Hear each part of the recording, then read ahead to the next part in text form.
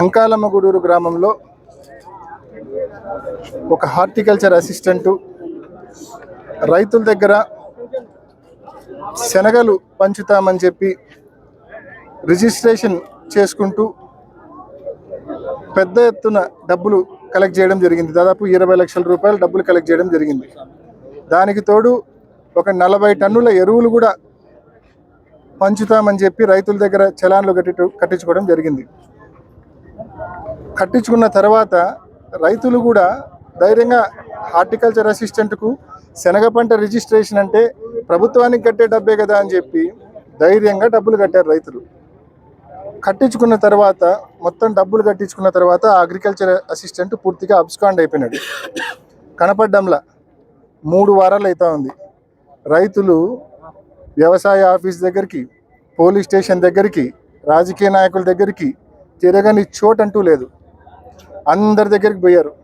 గడిచిన వారం రోజులుగా ఈ విషయం మీద ఎస్పీ గారితో మాట్లాడినాం, 2 సార్లు మాట్లాడినాం. అదేవిధంగా జేడీ అగ్రికల్చర్తో మాట్లాడినాం. అదేవిధంగా కలెక్టర్ గారి దృష్టికి తీసుకెళ్ళాం. దీనికి బేసికల్లీ ఉన్న పరిష్కారాలు 2. ఒకటి, పోలీసులు ఆ ప్రవీణ్ అనే వ్యక్తిని అదుపులోకి తీసుకొని అతను ఏదైతే హార్టికల్చర్ అసిస్టెంట్ మోసం చేసి ఇంత డబ్బులు తీసుకొని వెళ్ళాడో అతని దగ్గర డబ్బు రికవర్ చేసి రైతులకు ఆ డబ్బు పంచడం ఒక ఆప్షన్. రెండో ఆప్షన్ ఏంటంటే కలెక్టర్ గారు ముందుకు వచ్చి, ఇప్పుడు ఎందుకంటే వీళ్ళందరూ డబ్బులు కట్టింది ఎవరికో కాదు, ప్రభుత్వానికే డబ్బులు కట్టింది. ప్రభుత్వానికి డబ్బులు కట్టి మోసపోయినారు రైతులు. కాబట్టి ప్రభుత్వం బాధ్యత తీసుకొని, అంటే కలెక్టర్ బాధ్యత తీసుకొని వాళ్ళకు డబ్బులు తిరిగి చెల్లించాలా, ఆ రైతులకు డబ్బులు తిరిగి చెల్లించి తర్వాత కావాలంటే కలెక్టర్ హార్టికల్చర్ అసిస్టెంట్ దగ్గర రెవెన్యూ రికవరీ యాక్ట్ కింద డబ్బులు రాబట్టుకోవచ్చు. ఆ చట్టం ప్రయోగించే పవర్ కూడా కలెక్టర్కి ఉంది. కాబట్టి ఖచ్చితంగా పోలీసులన్నా రికవర్ చేయాలా, డబ్బు రైతులకు రికవర్ చేసి మళ్ళీ రైతులకు అందించాలా. లేకపోతే కలెక్టర్ అన్నా ముందుకొచ్చి రైతులకు ఈ శనగ పంట విత్తనాలకు రిజిస్ట్రేషన్కు డబ్బులు కట్టిన ప్రతి రైతుకు డబ్బులు వెనక్కి ఇచ్చే కార్యక్రమం చేయాలి. మోసపోయిన ప్రతి రైతుకు డబ్బులు మళ్ళీ చెల్లించే కార్యక్రమం చేయాలి. ఈ 2 ఆప్షన్స్.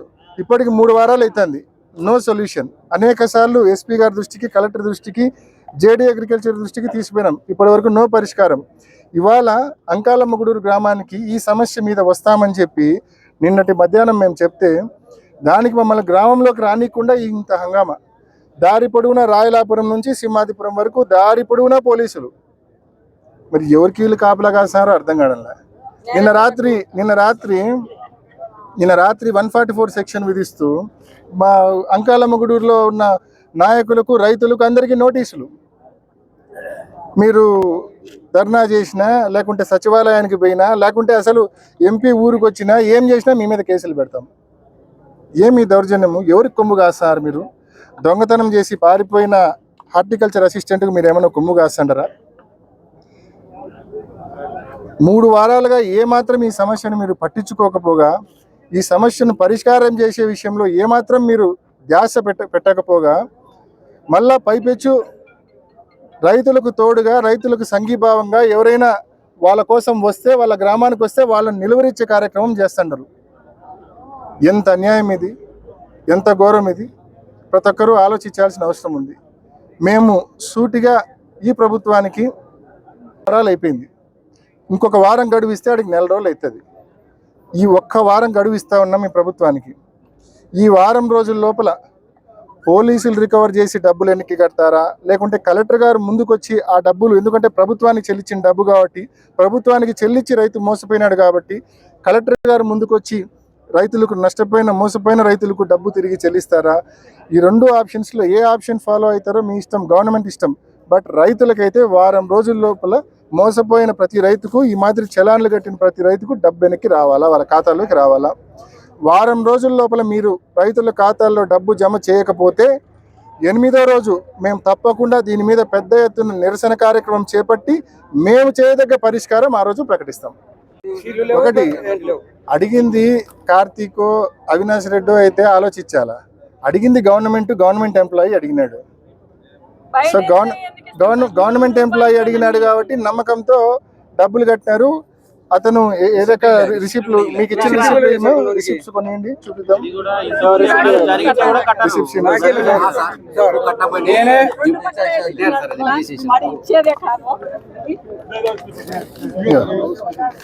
ఈ మాదిరి తెల్ల కాగితం మీద సంతకం పెట్టి ఇచ్చినారు.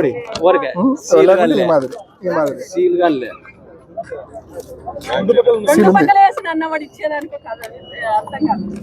సో ఈ మాదిరి ప్రతి ఒక్కరికి చలాన్ అయితే ఉంది. కొంతమందికి సీళ్లు వేసి ఇచ్చినారు, కొంతమందికి సీళ్లు వేయకుండా ఇచ్చినారు. సీళ్లు వేసి ఇచ్చినా వేయకుండా ఇచ్చినా వీళ్ళు డబ్బులు కట్టింది ప్రభుత్వ అధికారికే, హార్టికల్చర్ అసిస్టెంట్కే.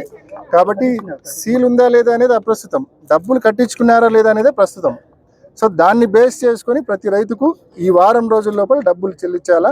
వారం రోజుల లోపల రైతులకు న్యాయం ప్రభుత్వం ముందుకు వచ్చి న్యాయం చేయకపోతే ఎనిమిదో రోజు వైఎస్ఆర్ కాంగ్రెస్ పార్టీ ముందుకు వచ్చి నిరసన కార్యక్రమం చేపడుతుంది.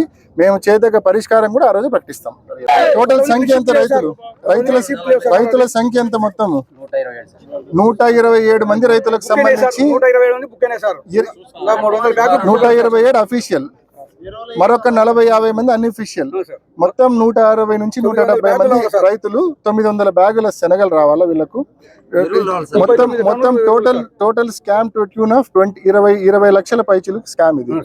అండ్ దీనికి తోడు పక్కన మళ్ళా 39 టన్నుల ఎరువులకు సంబంధించిన చలాన్లు కట్టినారు. బట్ ఎస్ఐ గారు ఇందాక హామీ ఇచ్చినారు, ఎరువుల వరకు తప్పకుండా పంచే కార్యక్రమం చేస్తామనేది. సో తప్పకుండా ఒక 16 టన్నులు పంచినాం, ఇంకా 22 టన్నులు మా దగ్గర మా పొజిషన్లో ఉన్నాయి, మేము పంచుతామని చెప్పి ఎస్ఐ గారు ఇందాక హామీ ఇచ్చినారు, సిఐ గారు హామీ ఇచ్చినారు. సో వాళ్ళు ఆ ఎరువులు పంచడానికి ముందుకు వచ్చినారు. ఇప్పుడు ఈ శనగ విత్తనాలకు సంబంధించి మేము ఇచ్చిన ఈ గడువు వారం రోజులు అనేది తప్పకుండా ఈ వారం రోజుల్లో నష్టపోయిన ప్రతి రైతుకు, మోసపోయిన ప్రతి రైతుకు వాళ్ళ ఖాతాల్లో మళ్ళీ ఆ డబ్బులు జమ అయ్యేలా ప్రభుత్వం చర్యలు తీసుకోవాలి. డబ్బులు పెట్టారు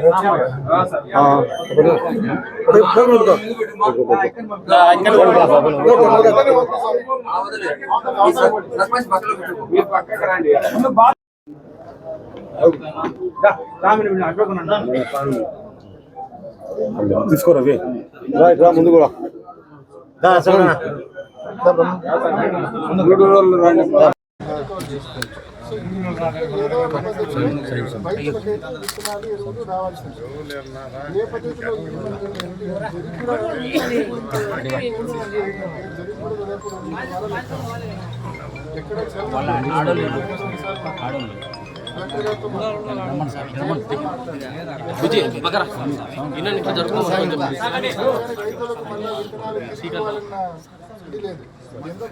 జరుగుతా ఉందంటారు కదా,